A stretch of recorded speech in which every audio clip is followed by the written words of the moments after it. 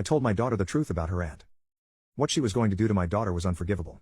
So 23 years ago last month my youngest sister Anna moved in with her third college roommate in as many years. For context, both my middle sister, Cora, and I had the same roommate all 4 years of college. The new roomie, Bree, was cute, smart as hell and new to dorm life. Bree's brother Ed moved her in and I moved Anna in. I was 27 meters at the time, Anna and Bree were 20, and Ed was 22. Anna and Ed really hit it off and Ed asked Anna to dinner that night.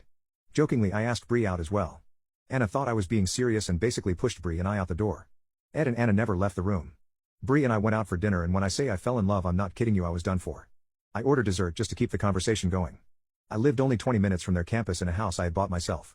I asked Bree if she would like to come over and for the first time in my adult life I was turned down by a chick. But turned down or not I was hooked and started asking Bree out regularly. Ed was a grad student on campus and he and Anna also kept dating. The girls were in their junior year but since they were both dating the other's brother they lived together for their senior year too. Bree and I got engaged that October and that is when Anna's switch flipped.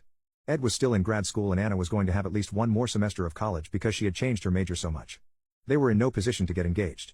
Anna was a constant pain in the behind during the wedding planning. She tried to cancel vendors, change orders and even attempted to destroy Bree's dress. Ed threatened to break up with her if she didn't stop. She did. But the day of the wedding she tried to spill something, still don't know what, on Bree's dress but got her own instead. She missed the whole wedding changing. At the reception my sister Cora and Bree's brother Dean, older than Ed and Bree, got engaged. All planned by Dean and Bree since both families were going to be there. Anna again had a fit but calmed down at the thought of getting engaged at Cora's wedding. Ed didn't want to ruin the day anymore so he kept quiet. Later after Bree and I were gone, Ed caught Anna in a closet with a family friend doing the nasty. Ed of course broke up with her. Anna threw a fit, destroyed the venue and ruined Cora and Dean's engagement party. For 10 years Anna was in our lives with a cycle of men she would cheat on, rotating jobs, and having total meltdowns making our lives miserable. It all ended when she was arrested for fraud and spent the last 13 years out of our lives. Now she is back. My and Bree's youngest asked me why Aunt Anna and I don't get along. Anna had told her some lies and my daughter was confused because one involved Uncle Ed cheating on Anna. I sat down and told my 14-year-old the story I typed here. My wife thinks she is too young to be told all this. Am I wrong? Edit to add, when Anna got out of prison she showed up at family dinner uninvited and seemed to get all the kids, mine and Cora's, into conversations. Since all the kids share uncles the eldest called BS early. It's the 14-year-old who questioned me. All of Cora's kids called BS. Anna isn't supposed to be around the kids anymore. Second edit, my wife wants me to add that our daughter's BS meter is not broken. She called BS on me when I said my wife is the first woman to turn me down. I told my daughter the truth about her aunt. It happened today, and I'm not sorry. The restraining order was denied because the judge is a softie. We filed an appeal before leaving. While we were filing the appeal Anna rushed to the school and tried to pull my teenager out early. My daughter was at lunch with friends in the outside eating area. It's gated but the video shows Anna walking up to the gate, speaking to my daughter and then walking to the office. Now I'm very glad I told the truth and my wife is as well. Our daughter pretended to gather her things and walk to the office to meet Anna, but instead told a teacher her aunt is crazy and trying to kidnap her. The police were called and Anna was arrested and I bet we get our restraining order tomorrow. The school acted quickly and perfectly, keeping my daughter and the rest of the students safe. I'm grateful I talked to my daughter and I get to hear the words every husband longs for from his wife. I was wrong and I'm sorry. My wife actually said those words.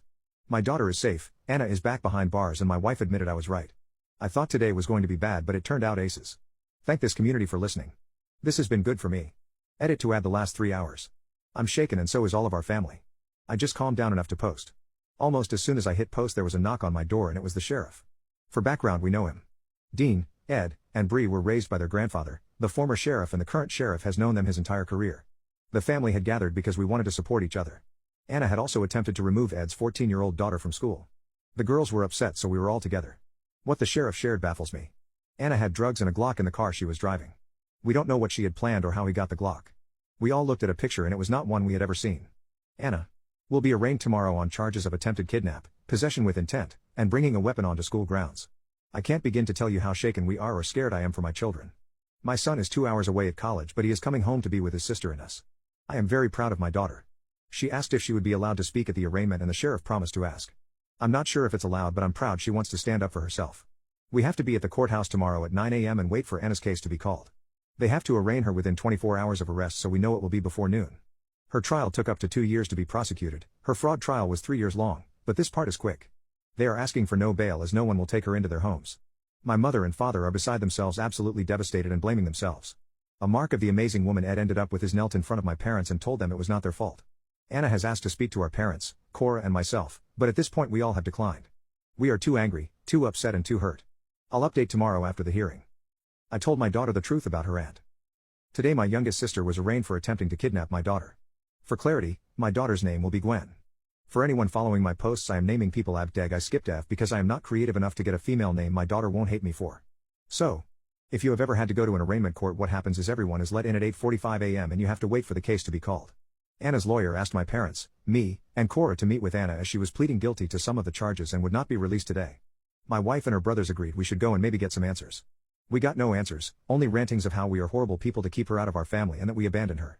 We turned her niece against her and we resent the fact that she is so much better of a human being than we are. My mother is a mess. She hasn't been able to stop crying. We waited for a long time and Anna was the last case before the lunch break. The judge made a statement about yesterday's judge and how we should have walked out of here with an order of protection. He also said he doubted an OOP would have helped. He ordered a psych eval before trial.